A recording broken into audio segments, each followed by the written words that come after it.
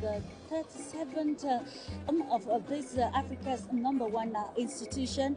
It was charting the African course, taking decisions that will actually go to prosper the African continent. And Ethiopian Prime Minister Abiy Ahmed, in his discourse, highlighted the present stakes in the global world, talking about the geopolitics and, of course, changing dynamics, and a lot of counterparts in the plenary session highlighted the same point, putting Africa at a focal point, putting Africa where they need to take decisions that will favor the continent Africa.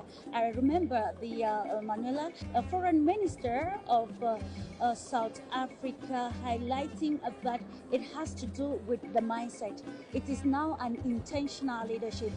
Being conversant with the changes happening across the global world, it is imperative that African leaders are intentional about charting the African course. And this, of course, is bringing us to set as another important point,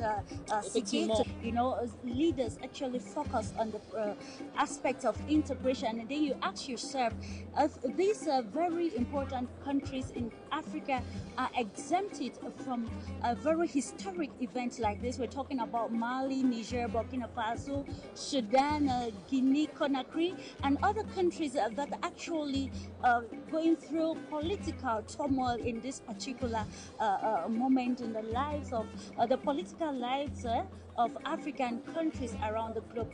We are about getting that intentional leadership in Africa that is there to provide African solutions to African problems, while looking at how they can actually collaborate. We cannot sideline the multilateral agreements, and they actually highlighted that in their discuss, talking and looking at how Africa can redefine its position in the international arena to make its voices heard, especially in economic making decisions. You know, the power of a country is in its economy.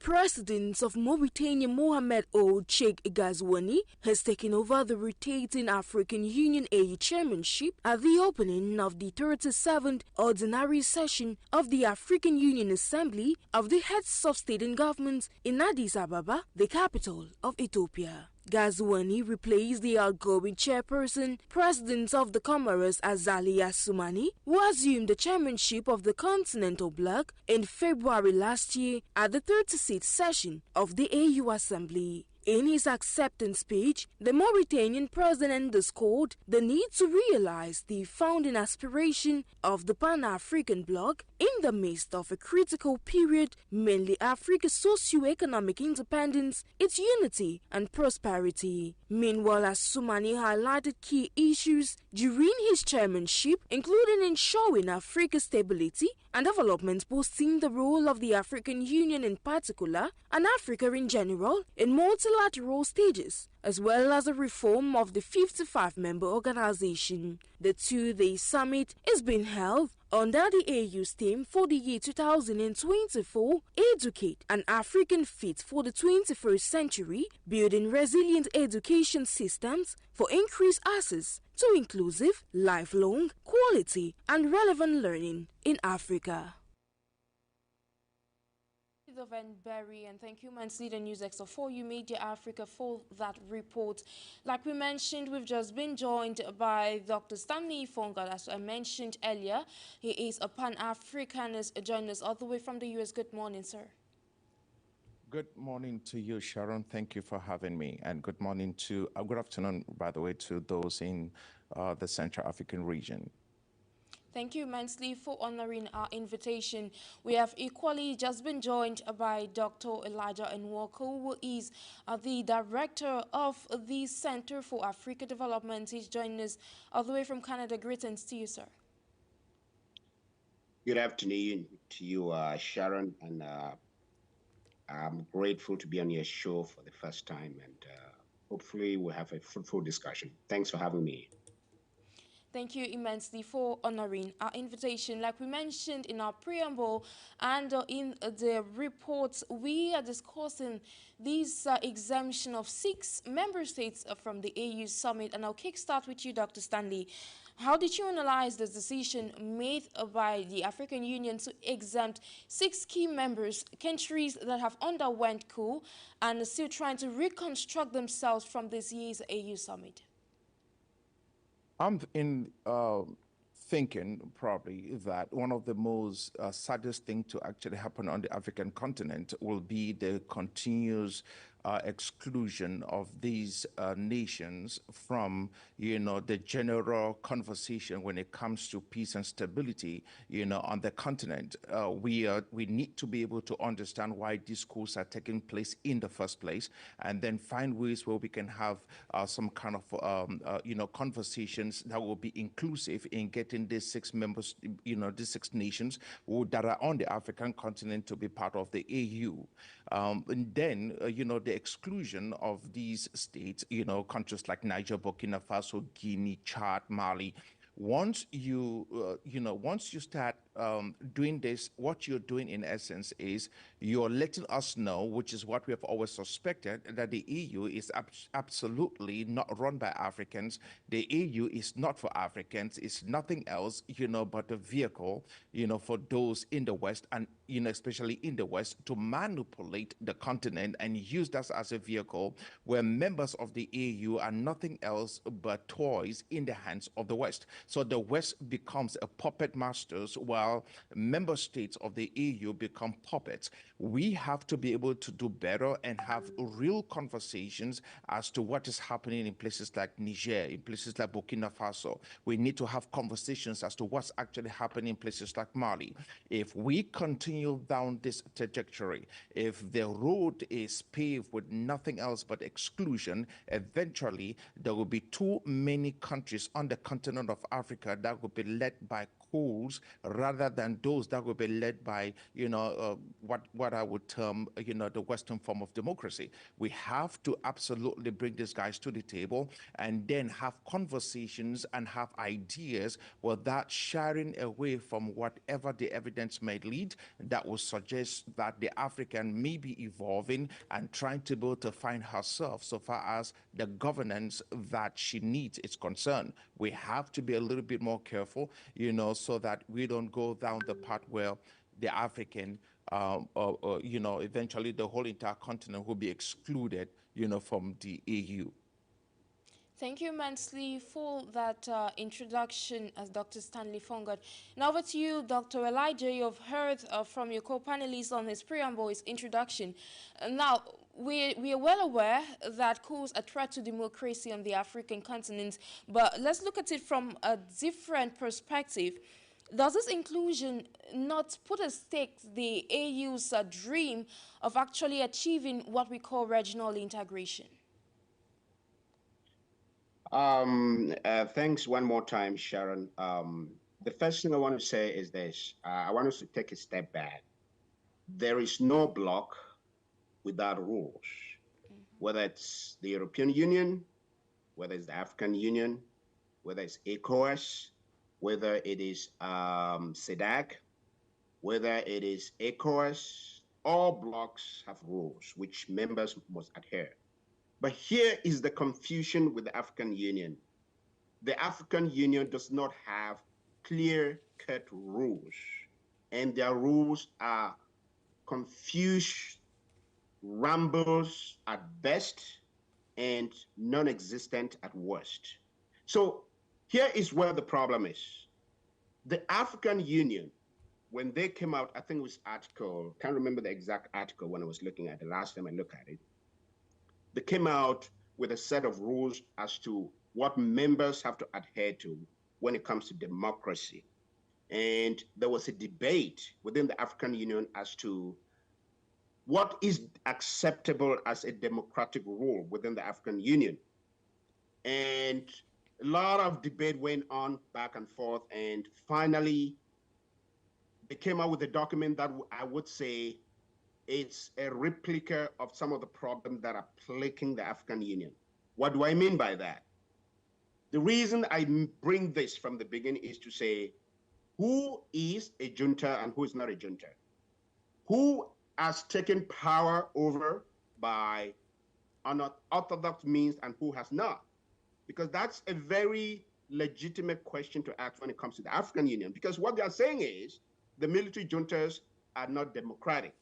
But if you look at the African Union and those who are sitting down there, does a constitutional coup constitute taking over power or not? Because if you look at the African Union, you look at nations and presidents that have changed the constitution in order to continue to remain in office. Does that qualify as taking power through legitimate democratic means, or does that not?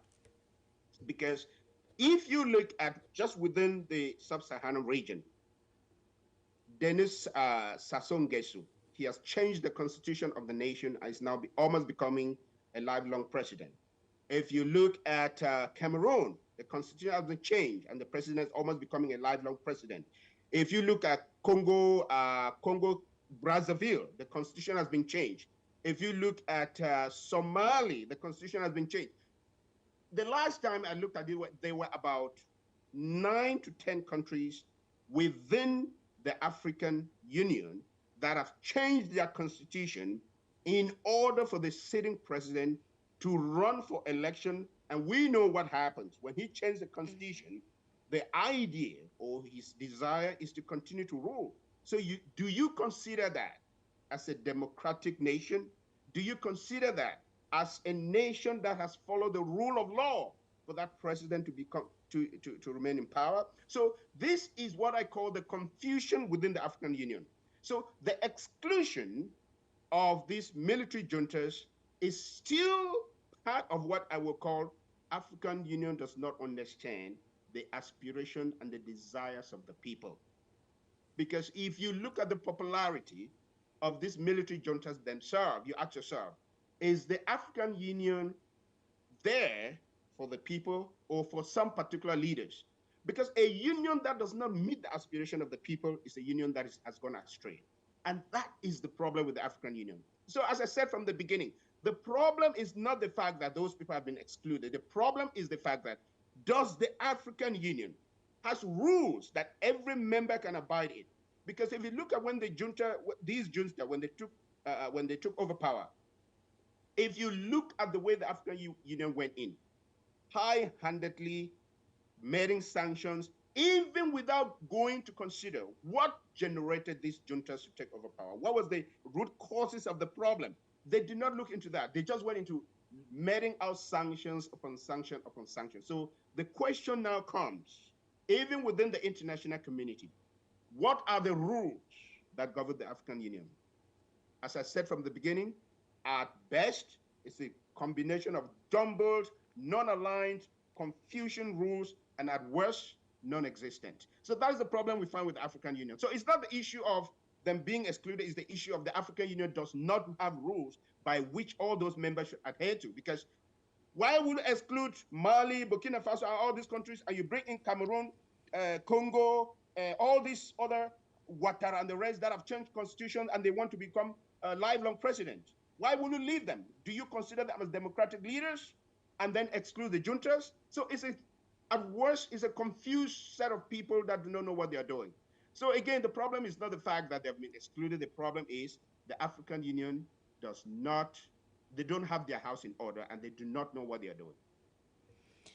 Thank you immensely, Dr. Elijah. Now over to you, Dr. Stanley. Now, listening to what Dr. Elijah had to say, he says that the rules, or they are not rules governing the African Union. That is the reason why we have the 6 countries that were exempted from the AU summit. Now to you, the question I'll be directing is, with these, could we say that the in-house policies or in-house rules of the AU are a threat to the region's integration and stability?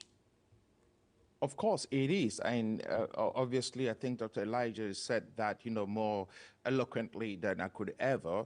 And the reality is that when you look at, what's happening, especially when it comes to who, the rules that be, obviously, there is really nothing happening because you have countries who basically, as, he eloquently put, have constitutional, coups. And as a result, result of that, how do you even validate who is absolutely obeying the rules of the house or not? But the fundamental truth here is this, that when we start talking about democracy, especially in relationship to the African context, we have to be a little bit more clear as to what we mean. And the reason for that is because the Western democracy, has played very little role in absolutely helping us as Africans fully develop. And the reason is because our structure, our ethnic structure, our cultural structures are not the same with the West. And to undermine that and to have no sense of clarity in relationship to who we are, it's a little bit quite sickening. So we need to be able to understand this from that perspective also. And the truth of the matter is that if we are also going to try to be able to clean the AU, at some point in time, nobody will be left there anyway, because anyone who is in the AU has skeletons in their cupboard. It's just the way it is. Guys are absolutely, not in for the African. They are in for whoever their puppet masters in the West is. The reality is, and that is the reason why almost everyone who is in the AU, actually has somebody outside of the continent that is, keeping them in power. Some nation is enabling them. Some nation is actually giving them all that they need to be able to stay where they are, because those nations are getting all their natural resources, or whatever be the reasons, whatever the political, and economic benefits are in this part of the world. So I think that the first way in which we're going to have any autonomy, have an EU, and start talking about integration on the African continent is when the EU in itself gets scrapped. I am #1 fan that there is no reason why we should have a body on the African continent, that is a rubber stamp for everything of the West. We need to scrap this, go back to the drawing board, and then start having reforms, in that individual nations before we start talking about bringing, these men together. Think about this way. If you have bunch of thieves, okay, individual thieves, they are stealing individually, and then somehow you bring these individual thieves together on the basis that they want to be able to reform a community. All right, so let's get these thieves together so that they can somehow try to see how they can help the community, in relationship to its peace and stability. They will steal the whole entire community. All right, so what you're looking at the EU is nothing else but a stage to loot the whole entire continent. In my opinion, we need to scrap this stuff, go back to the drawing board, and actually get men who are Pan-Africans, men who are willing to be able to help the continent evolve and develop, and then be able to compete in the 21st century with the rest of the world. Now we proceed with you, Dr. Elijah. Now, these countries that were exempted from the AU summit happen to be countries that are undergoing some political turmoil, undergoing some political instability. We're looking at Sudan. Though at the AU summit, we saw the tensions ongoing in the Democratic Republic of Congo that were evoked numerous times, so to say, by these heads of state and government. But then these countries are in the Sahelian region. We're looking at these nations like Mali, Burkina Faso, and Niger that are in the Sahelian region and happen to be under what we call terrorist attacks or Islamic insurgencies. Now with this exemption, we saw the AU trying to talk about how to bring about an end to instability, insecurity on the African continent, how they could boost or ensure peace and security. Do you think that was somewhat a paradox, given that those affected by this crisis were not present on the table? Well, you partly answered your own question, Sharon, because if you look at, like you call it, the paradox of peace in Africa, you realize that the African Union, when it comes to peace, is a toothless bulldog. Because you mentioned Sudan. Sudan has been inflamed for a very, very long time. And when you look at every parameter, when it comes to conflict resolution, the parameters that are supposed to be put in place to see that those conflicts are resolved, whether you're talking about Sudan, you're talking about Democratic Republic of Congo, you're talking about Mali, you're talking about Cameroon, you're talking about Niger, you're talking about Egypt, you're talking about Central African Republic, name any hot potato area in Africa.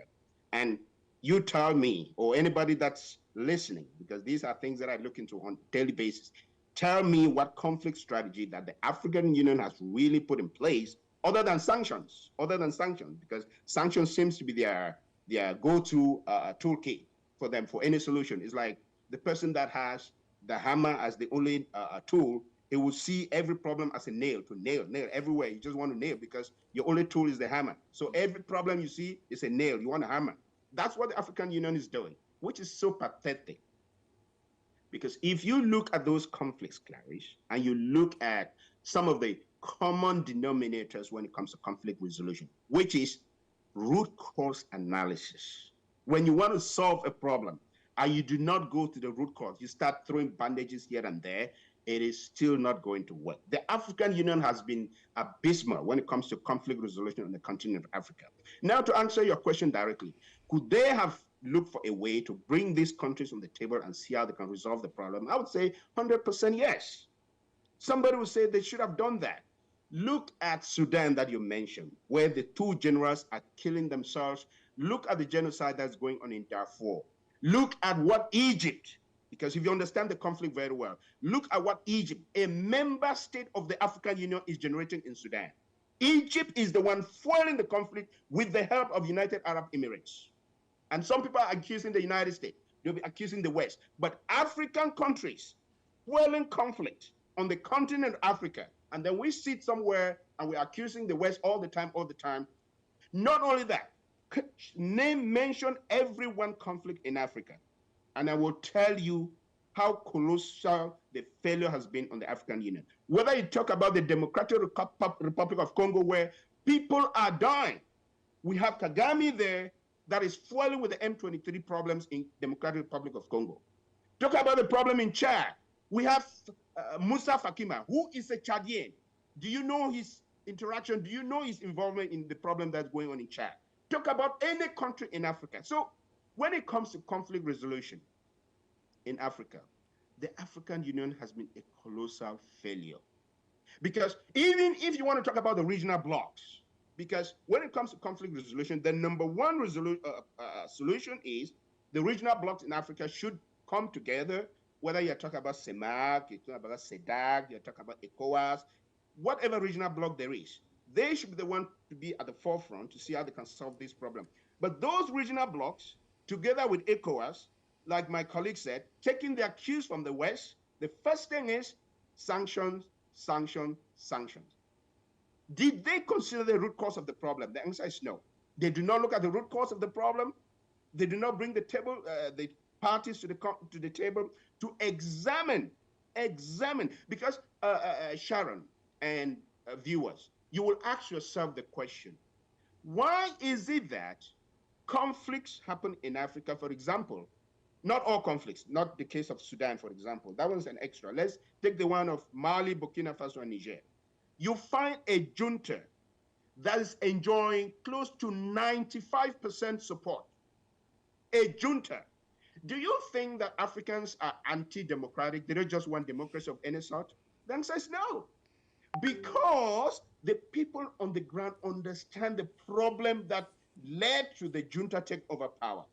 They understand it's Western manipulation, Western puppet, leaders that do not yield to the aspiration, countries that are endured with resources, natural resources, both human resource and natural resources, but they are at the bottom of the United Nations Development Index in every metric that you can use to measure. And those people are asking the question, why are we poor? Then you have a leader that has come through, let's say, undemocratic means, because that's all we're talking about, trying to put in place strategies that are going to alleviate the poverty level of the people, alleviate the lifestyle of the people. And people say, this is working for us. And then the African Union, oh my goodness, the African Union in its dumb state way of doing things, it's rather putting sanctions on people that seems to be doing what the people want, aspiration of the people. Time will fail me to tell you, for example, you are in Cameroon. The Cameroon president and the government just came out with an increase in fuel prices. But in Gabon, your neighboring country, that has a military junta. That junta has just paid off the loan of the IMF. And the price of gas in that country is 400 francs per liter. But in Cameroon, with let's say supposedly democratic leader, the price of petrol has gone up to 800 francs per liter. Who is leading well? Let's ask this question. Does the African Union understand what it means by leadership? Like my colleague mentioned, leadership does not necessarily mean Western democracy. No. Leadership simply means leading the people according to the aspiration of the people, alleviating the poverty level of the people, being there for the people, aspiring people to go to know that they have a future, to dream for a better life, to dream for a better standard of living. That's what leadership is. And making sure that the corruption and endemic tribalism and nepotism that in society is nipped at the bud.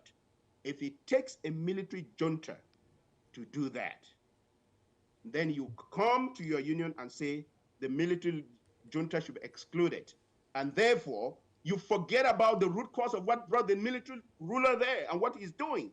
It means you do not, as an African Union, understand what it means by conflict resolution. So to answer your question, yes, the African Union has failed woefully in conflict resolution. They would have brought those leaders together. They would have looked at the root causes of what caused those juntas to take over power and try to see, is there something that the African Union can learn from here in terms of resolving problems? Is there something we can do to see that the people that have taken over power or whatever transition that they have put in place is also meeting the aspiration of the people? Have they looked at that? No. The only tool in their toolkit is sanctions. And that is where the African Union is failing when it comes to conflict resolutions.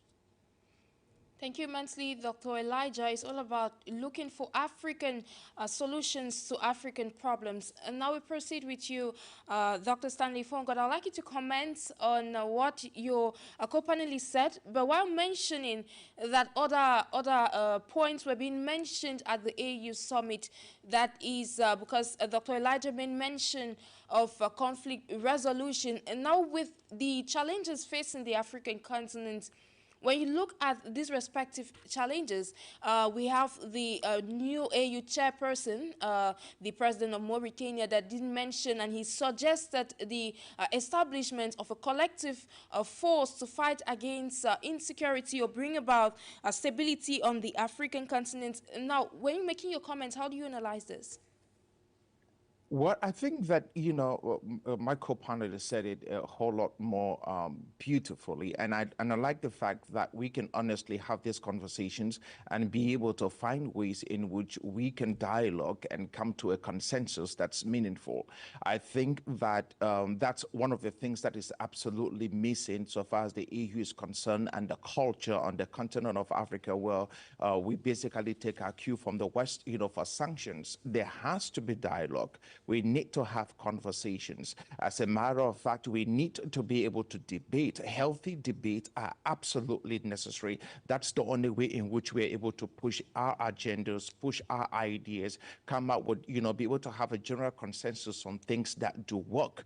The idea that you have to shut somebody down and exclude them from having conversations with you and having a debate as to what it is that they're doing and why they're doing what they're doing is absolutely unhealthy. I think that we have seen these ideas in the West, which is basically a little bit quite sickening, especially when it comes to the university circles here in the Western world. We need to be able to encourage and, cause individuals to basically come to the negotiating table and have these conversations. You cannot just use the barrel of a gun. You cannot just tell people you're not going to talk, shut up. You cannot threaten people with sanctions. You have nothing to say, you should shut up. If you look at Niger, if you look at the country like Niger, as a matter of fact, just before the juntas took over, Niger was was at the bottom of the Human Economic Index. Okay, it was right there at the bottom of it.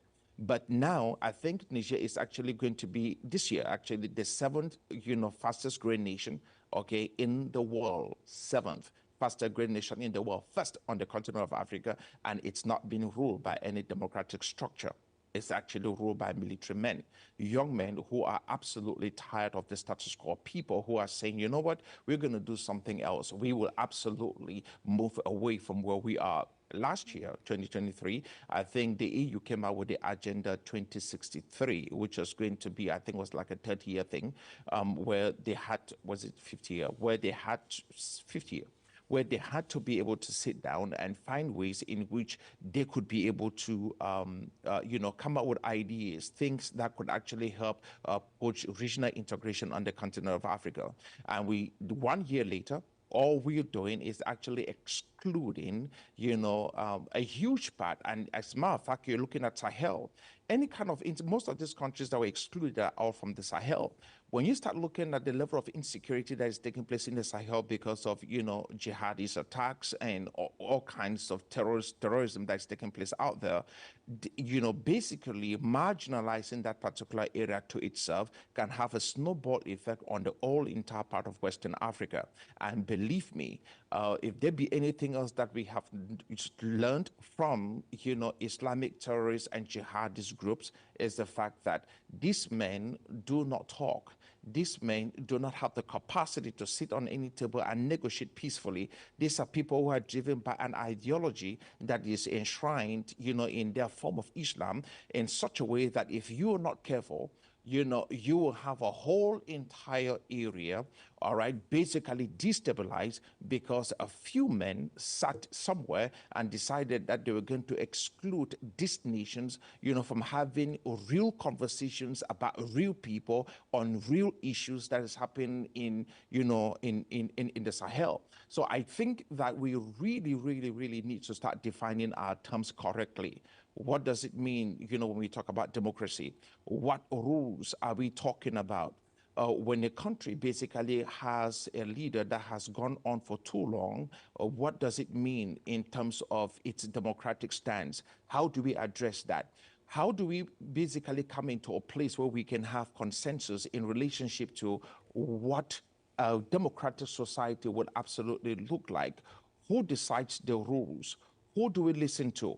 Who is the person that basically holds our priority the most? Is it the European? Is it the American? Or is it the African? Why is it that African leaders have to basically exit the continent, to go and have conversations as to what is happening on the continent of Africa, rather than sitting somewhere in Timbuktu or somewhere in Mogadishu or somewhere in Douala, somewhere in Lagos, somewhere in Accra, to have these conversations? What makes us think that somewhat Joe Biden or whoever the president is somewhat have, these got inherent ability and authority to be able to spew out garbage on us while we sit like little school children around the table listening to this lady read us rhymes and poems, with absolutely no recourse as to what is happening to the African on the African continent? I think that the EU are a bunch of grown men in diapers. They are a bunch of infant old men with no capacity, no ability to be able to help the African evolve and emerge out of where we are. As long as we continue down this path, I don't really see any light at the end of this tunnel. I think it's going to be a long, long one. But all the same, amidst all these myriad of challenges, Africa still strives to achieve a point where, or get to some point where it can be able to say be proud of its own achievements and developments. Now, Dr. Elijah, you've listened to Dr. Stanley, but then we're trying to find solutions to the problems already on ground, which is the bit to conscientize the African continent to be able to take measures that would benefit the continent positively. Now, on that note, now Africa strives to see develop in its economic sector, in its social sector, attain political stability in its respective nations and a host of others. Now, how do you think Africa can go past all these conflicts that are ongoing, the litany of crisis, and of course achieve this goal which it intends to get in, say, years from now?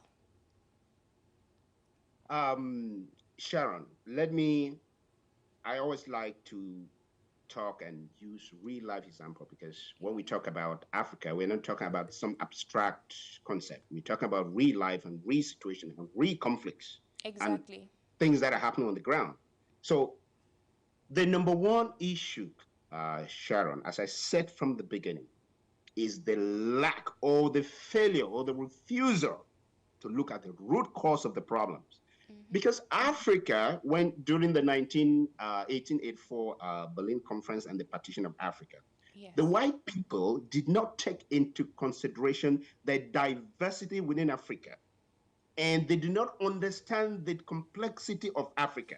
So they came to Africa and slice and dice and slice and dice as it pleased them and all whatnot, without taking into consideration the diversity within Africa and to understand regions and how people live.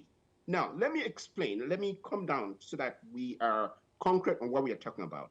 If you look at the conflicts that are happening all over Africa, it doesn't take rocket science to pinpoint the problems.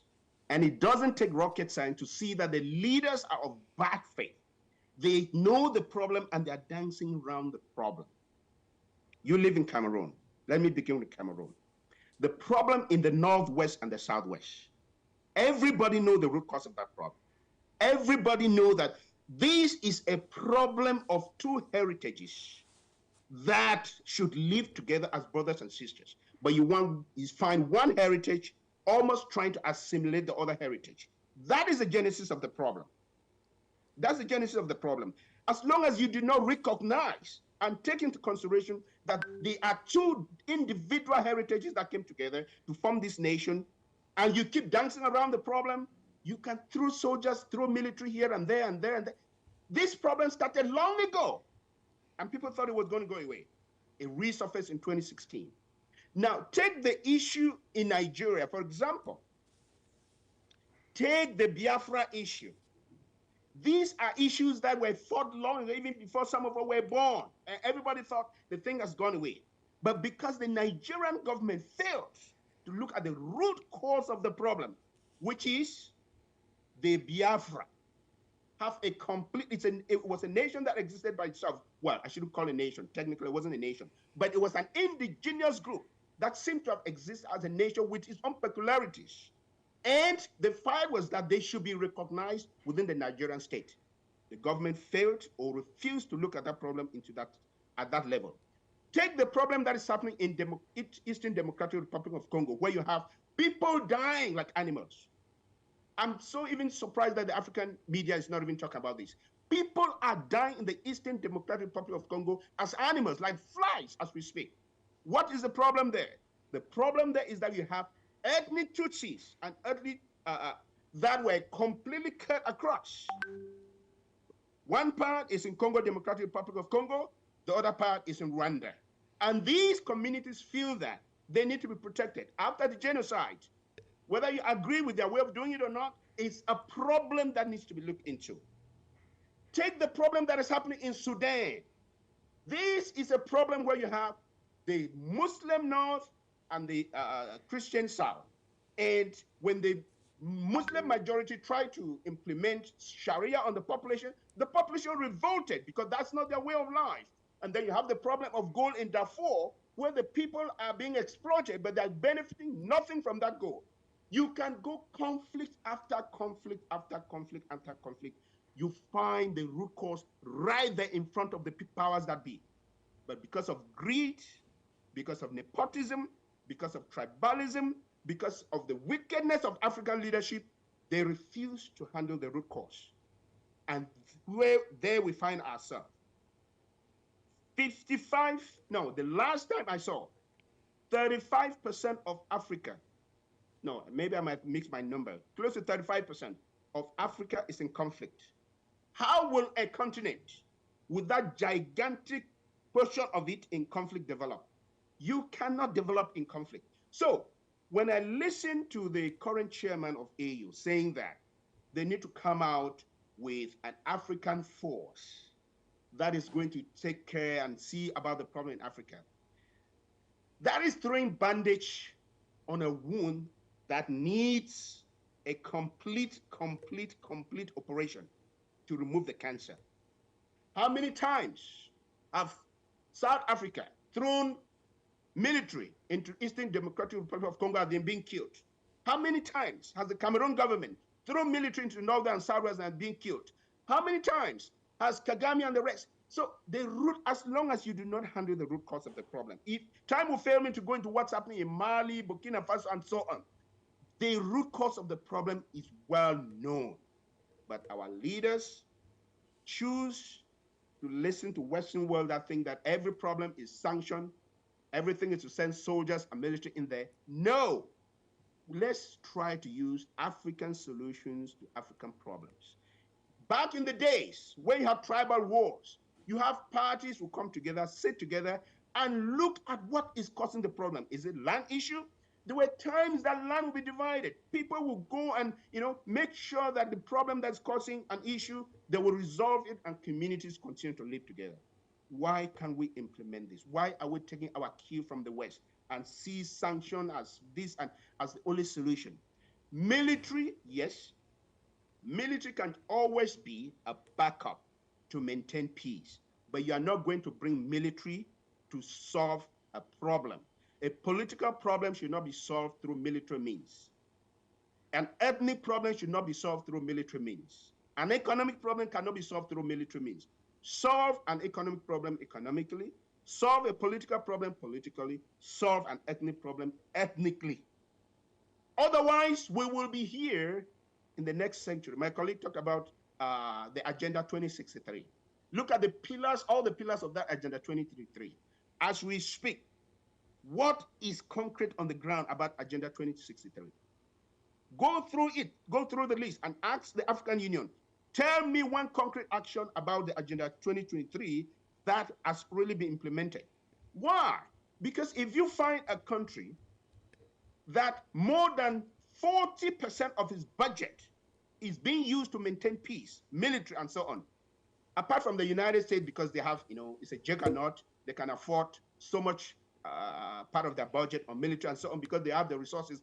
But developing economies, like African economies, that are still developing, if you have more than 30% of their budget being allocated to maintaining peace and security, that country cannot develop. Quote me anywhere. These are statistics, that research that has been done and confirmed that if you have more than 30% of your budget that you're using to maintain peace and security in your country, you cannot develop. So, yes, they can talk about maintaining an African regional force or whatever it is, as long as that is not used as a backup to maintain peace, as long as that is being used to solve a problem that is not supposed to be solved through military, we will not go far.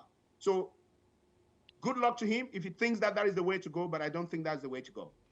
Thank you immensely, Dr. Elijah, as well, noting that they're supposed to question the policy of non-interference of the African Union. But to crown up these debates, I'll give the last word to you, Dr. Stanley FONGOD. Now, in your opinion, what is the way forward of all this? I think that, what we should do is exactly what universities were created to do in the first place. The word university, actually, it's comes with its own flair, unity in diversity. Well, we have competing ideas as we are having these conversations, and then a more dominant idea, which with the general consensus of the people actually emerges as a result of the multitude of ideas, that we bring to the table.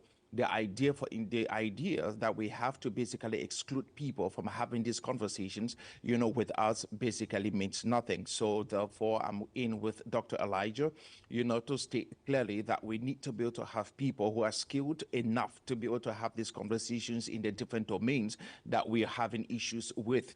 And I think that the African must be matured enough to understand that just because you sit in power does not mean that you're an expert in everything. You don't know. Most of our guys knows absolutely nothing. You need to be able to include people who are experts in their fields so that they can actually be able to help us, emerge from where we are. Either be it at the economic level, political level, or whatever level it is that we are having issues with. We need to be able to find those people who are experts in those fields to actually help us. Generally, I think that if you see what's happening within the Sahel, especially with the juntas, there is hope. there is hope that somewhat on the African continent, there are men who are literally not sleeping, that are thinking, that are willing to be able to do things to take the salvation of their nations into their own hands. There are people who are not willing to go 4, 5, 6 decades, to sit in a particular environment underneath the same leadership and absolutely having a country that is not emerging and that will not compete with the rest of the world. There is hope in the Sahel. And I also think that in some other parts of the continent, we are seeing leaders who are absolutely trying the best that they can to be able to find solutions and help us emerge as a people.